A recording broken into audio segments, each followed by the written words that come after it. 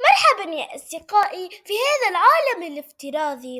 اليوم لدينا مغامرة شيقة ستأخذنا إلى أحد أرياف البلاد التونسية، ولكن يا ترى إلى أي جهة من تونس ينتمي هذا الريف؟ هل هو من الشمال أم الوسط أم الجنوب؟ والآن استعدوا لنبدأ رحلتنا.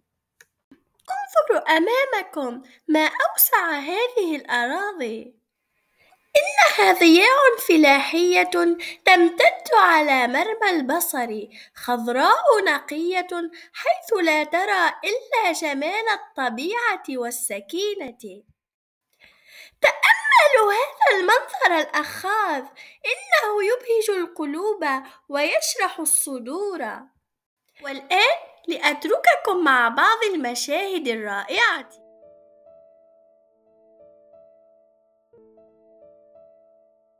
لكن ماذا نرى هناك؟ نلاحظ منازل بعيدة بسيطة في شكلها. هيا لنقترب منها أكثر. إنها بيوت بسيطة أغلبها مبني من الحجارة والطين. إنها منازل قديمة تعكس أصالة الريف التونسي. وبجانب هذه المنازل نلاحظ وجود اسطبلات لتربية الحيوانات مثل الماشية والأبقار. هذه الحيوانات تعيش حرة في الطبيعة وتتغذى على الأعشاب التي تنبت في غابات الزيتون المنتشرة فوق الجبال والتلال. والآن فلننتقل إلى وسط الأرض الفلاحية.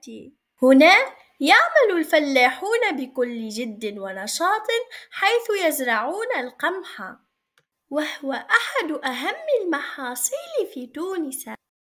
انظروا إلى السنابل كيف ترقص مع الريح. الفلاح يعتني بها يوما بعد يوم حيث يستعمل مبيدات لحمايتها من الحشرات، وينتظر بصبر حتى تنضج وتتحول إلى لون أصفر ذهبي.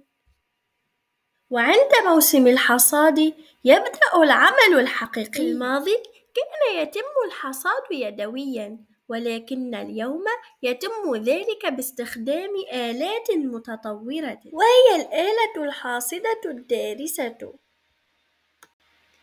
حيث تقوم باقتلاع السنابل ووضع حبوب القمح في الجرار.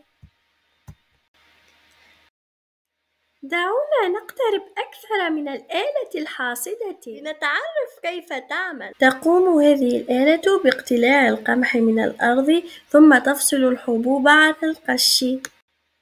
بعد ذلك تنقل الحبوب عبر الجرار إلى مخازن خاصة، وهناك يتم خزن محصول القمح في أماكن آمنة ليستعمل لاحقا في إعداد الخبز ولإعداد مختلف المأكولات التي نعتمد عليها في حياتنا اليومية. إنه مشهد رائع يعكس جمال الريف التونسي. لكن هل استطعتم معرفة إلى أي جهة ينتمي هذا المشهد؟ إلى اللقاء في فيديو قادم مع رحلة جديدة في عالم الافتراض.